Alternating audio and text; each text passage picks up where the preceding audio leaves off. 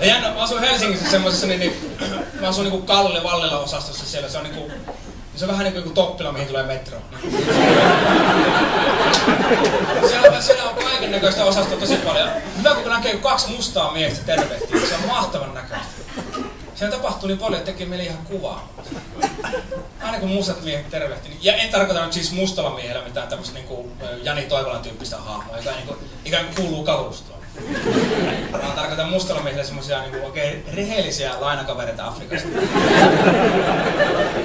Semmoisia, jotka on tullut tänne Helsinkiin jostakin Tanskasta rekaa akselin päälle.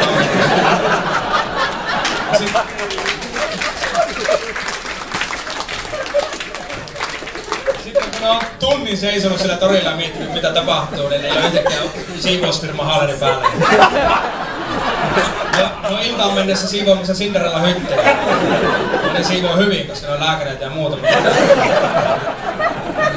Sitä osastoa. Vitsi kun näet jossakin metroasemalla siellä Kalliossa, kun mustat jätkät kohtaa, siinä on aina meininki. Ne on aina silleen, hello George, how you doing George? Hi, nice to meet you George, alright. You know Frankie, George, Frankie, alright. High five, low five, every five. Some chocolate. Take some chocolate, have a split. Se on niinku ihan mahtavaa. En mä sano, että se on parempi. Se on pikkasen erilainen kuin minun kerrostalon rappukäytävässä. Siellä kun tiistai-iltapäivänä kun Kolemaani hiihtää vastaan, niin se koko kroppa viestii, että älä yritä katsoa mua silleen. Mä murhaan sun perheen tiistaina.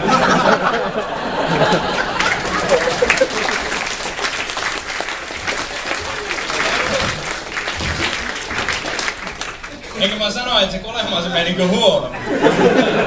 Jotenkin minusta vaan tuntuu, että siinä ei kaikki samat lämmönsäteet väliin. Se on kova. Mut miksi ne mustat jätkät tekee niin? Miksi se on niin näyttävää, kun ne syleilee ja ottaa haltuun niin huolella? Ei ne kaikki voi tuntea toisia, eikä ne kaikki on muslimimieliä ja se on tapaa. Musta tuntuu, että mä tajusin sen syyn, kun mä kävin Tokiossa. Mä kävin Tokiossa silloin, kun oli se viimeisen iso tsunami, missä kaikki oli niinku vähän liian korkeiden talojen katolla vähän liian isoja laivoja. Niin että... Muistatte sen? Mä olin 2 kuukautta sen jälkeen Tokiossa, siellä oli niinku, kaikki turistit hävinnyt. Tyylisti. Mä olin tyyli ainoa, mutta että niin ihmisiä siellä kyllä on. Siellä on 37 miljoonaa ihmisiä siellä alueella. Se on ihan täynnä porukkaa kyllä. Siellä kun menee metroon, niin sieltä tulee japanilaiset ukkoa ihan hulluna vastaan. Tekee menemään tyttelilittitta puttaa päälle. Semmoinen olo, että kerrankin on jotenkin iso mies. Yes, I am a giant from Europe.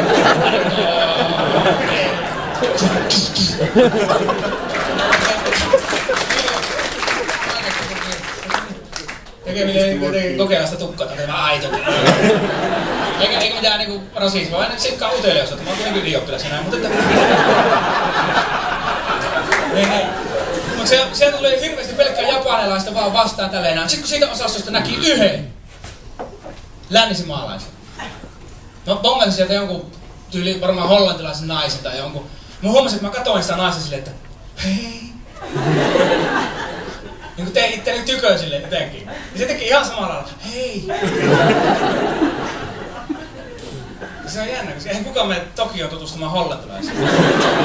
Tai suomalaisiin. Mutta meillä molemmilla oli semmoinen ilme naamalla, että jos tässä joku hässäkkä tulee, niin me ollaan pari.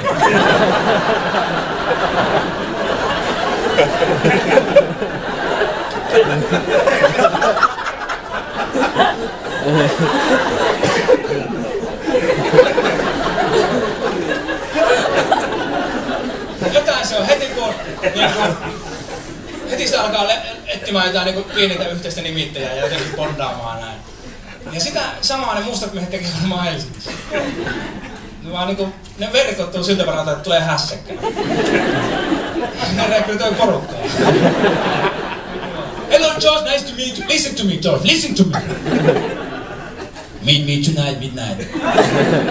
You bring the chocolate.